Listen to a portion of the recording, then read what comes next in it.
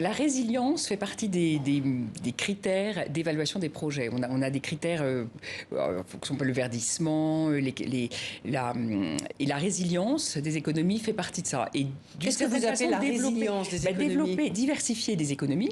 Par exemple, si vous avez une économie qui est totalement dépendante aujourd'hui des hydrocarbures, elle a à long terme un problème de résilience compte tenu des objectifs climatiques mondiaux, etc. Et donc la diversification des économies, qui est une forme d'autonomisation aussi, d'assurer que... Alors jusqu'alors, c'est vrai qu'on raisonnait peu en termes de dépendance par rapport à des chaînes de production, etc. Je pense que cette réflexion, elle se développe au niveau global. Et que d'ailleurs, une des questions qui peut se poser, c'est que des pays dans lesquels on intervient peuvent être des facteurs de diversification de production et de diversification des chaînes de valeur.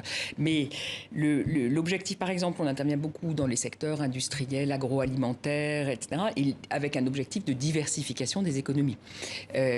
Parce que on voit bien que si un pays est trop dépendant du tourisme, par exemple, il n'y a pas du tout d'autre... On voit que la fragilité que ça peut créer dans une situation de crise avec l'arrêt des déplacements.